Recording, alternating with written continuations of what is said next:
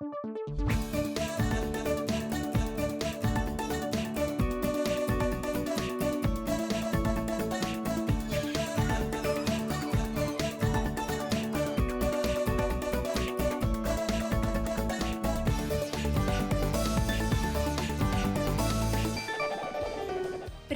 телезрители!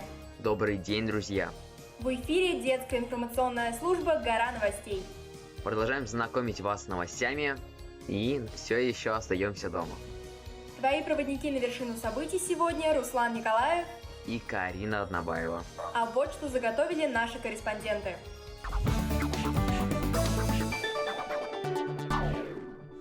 Сегодня в выпуске: как стать трендовым тиктокером, что полезного рассказывают на онлайн-консультациях к ЕГЭ, где растут модные аксессуары и из чего испечь вкусняшку. Все это и намного больше в «Горе новостей», так что смотри и не переключайся.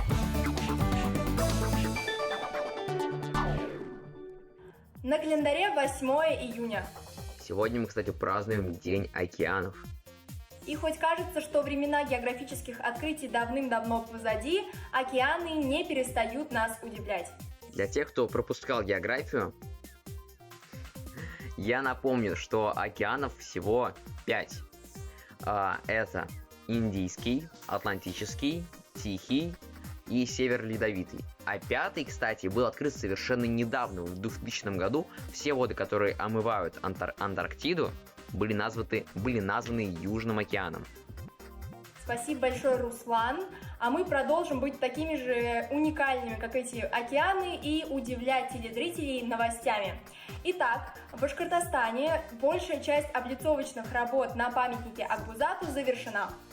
Памятник будет находиться в Бурзянском районе, он уже отлит из чугуна, и высота самого памятника будет 5 метров, а высота мифического коня, героя мифов, будет 3 метра. Очень крутая достопримечательность. Ну а теперь давайте узнаем, чем же достопримечателен ТикТок.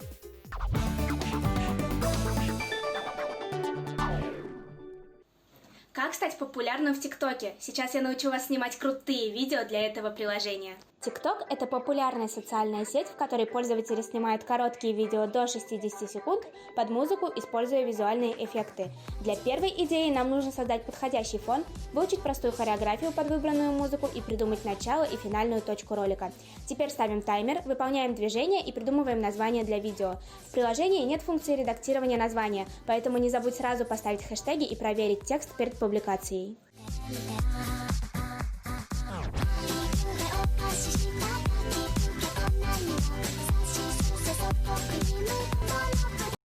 Для второго видео понадобится только харизма и любой челлендж-эффект ТикТока, например, подводная лодка. Выбираем музыку и включаем запись. Здесь можно попытаться установить рекорд и, выложив видео в профиль, передать челлендж друзьям. Попытка номер 5. Сейчас попробуем снять видео посложнее, используя функцию изменения скорости. Выбираем трендовую музыку и ставим скорость 0,5. Это значит, что музыка будет играть в 2 раза быстрее, но сам ролик получится замедленный. Итак, быстро выполняем произвольное движение и обрабатываем результат. Меняем фильтр и добавляем эффекты. Вот что получилось.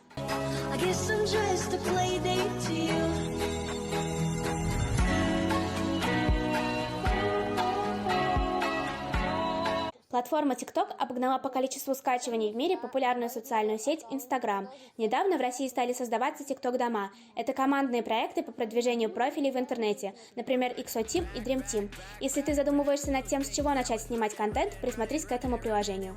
Теперь ты знаешь, как проявить себя с помощью ТикТока, так что не теряй время и создавай классный контент на этой платформе. НЖ Мухаммадиева специально для «Горы новостей».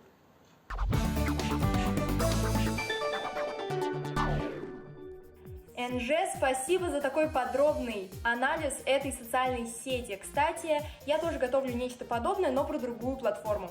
Ну а я просто готовлю, но это в других выпусках, а пока что новости. Ученица 7 класса школы номер 11 города Миасса вошла в 5 победителей регионального этапа всероссийского конкурса «Правнуки победителей». Всего в конкурсе участвовало 16 тысяч молодых людей из России и зарубежных стран. Этот конкурс был, получается, создан проектом движения «Бессмертный полк». В чем цель этого конкурса? Это сохранение преемственности поколений и, что немаловажно, это чтобы вне зависимости от времени, чтобы люди, они чтили и помнили память, подвиги наших защитников Отечества. Да, именно так. Участники конкурса изучали историю судеб их прадедов, а Даша Петренко уже начала осенью изучать историю судьбы своего прадеда. Эти события меня очень сильно поразили. То, что такой молодой человек бросился защищать своих напарников и в рукопашную сражался с немцами. С Даши нужно брать пример. Да, лето долгое, я надеюсь, что мы хорошенько отдохнем и вдохновимся на подвиги. Ну а вот кому, несмотря на то, что сейчас каникулы, совсем не до отдыха.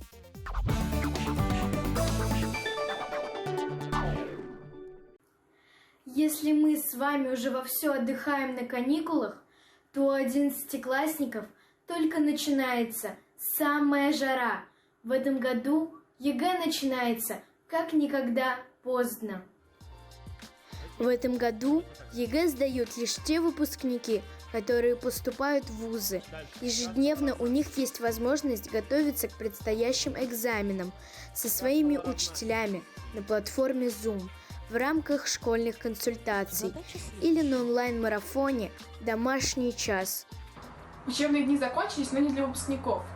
У нас проходят онлайн-консультации для подготовки к ЕГЭ практически каждый день. Их проводят по расписанию наши учителя, также мы посещаем различные интенсивы и консультации от экспертов и председателей республиканских предметных комиссий Республики Башкортостан, которые проходят в Ютубе. Это все очень здорово, потому что у нас есть возможность заниматься дома и при этом задавать какие-либо вопросы, если у нас возникают трудности.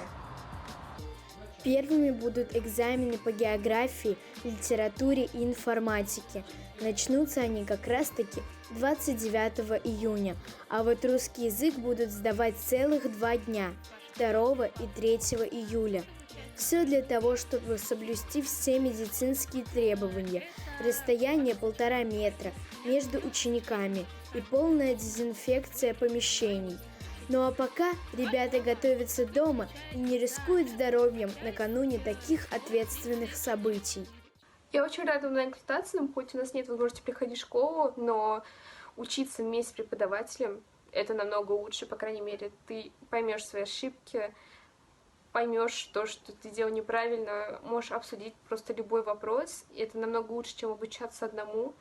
И я очень рада, что у нас есть такая возможность. Несмотря на всю суматоху и неразбериху, связанную с коронавирусом, выпускники смогли полноценно подготовиться к единым госэкзаменам. Желаем всем выпускникам высших баллов на ЕГЭ поступить в лучшие вузы и, конечно же, крепкого здоровья. Вероника Исмагилова специально для Горы новостей.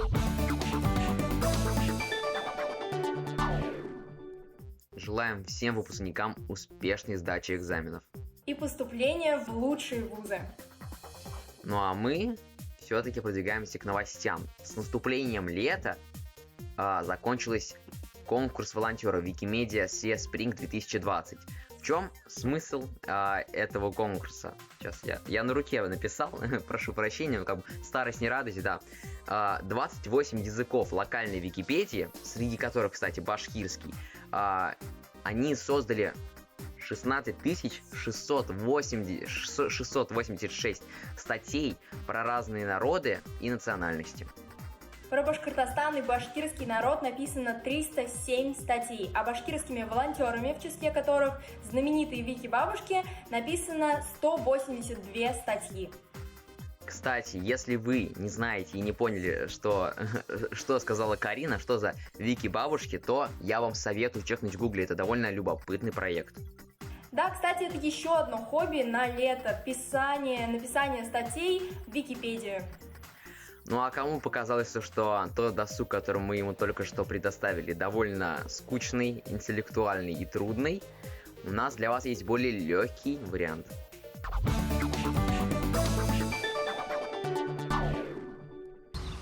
То, что не никогда не выходил из моды. Самый стильный летний аксессуар. И вам не придется тратить миллионы. Пару минут и венок из одуванчиков готов. Первым делом берем 2 цветочка и обвязываем, как я показываю. Далее добавляем еще цветочки.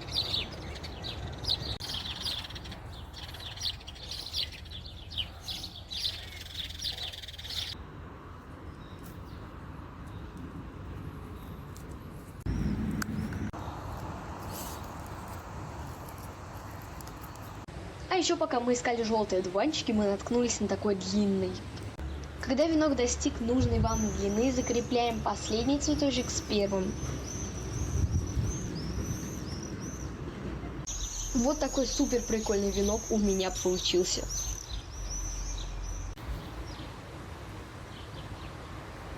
Но у таких венков есть свой срок годности. Я вот, например, не успела. Но вы можете выйти на ближайшее поле, собрать там цветов и сделать венок по моему примеру. Ближайшее поле за городом станет спонсором вашего имиджа. Настя Бурмистрова специально для Горы новостей. Настя, большое спасибо. Отличная идея для фотосессии. Да, девчонкам лишь бы пофотографироваться. Руслан, вот не надо тут девчонкам лишь бы пофоткаться. Нет, я считаю, что это занятие для всех. И, кстати, это мое хобби. Ну а насчет хобби вы все прекрасно знаете о моем хобби, которое я приобрел во время карантина. Я, кстати, был приятно удивлен, когда узнал, что у меня появились единомышленники.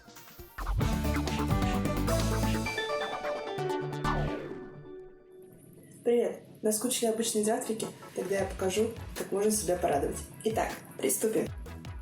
Для оладушек нам понадобится 250 мл кефира, 230 граммов муки, 3 столовые ложки сахара, 1 чайная ложка соли, 1/2 ложки соды, 1 яйцо и 40 мл воды. Следующим этапом мы подогреваем наш кефир и добавляем в эту смесь. И теперь после того, как мы добавили кефир, мы добавляем муку. И хорошенечко все перемешиваем. А пока мы перемешиваем, мы можем поставить наши сковородки греться, чтобы нам было проще жарить. И теперь перед тем, как начать жарить, мы добавляем соду. Приступаем к жарке. Добавляем масло.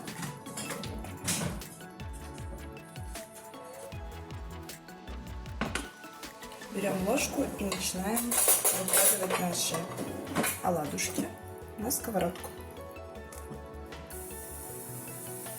И обжариваем до появления вот таких вот пузырьков. И в конечном результате у вас должна была получиться вот такая красота. Приятного аппетита! Караваева Акелина, специально для Горы новостей.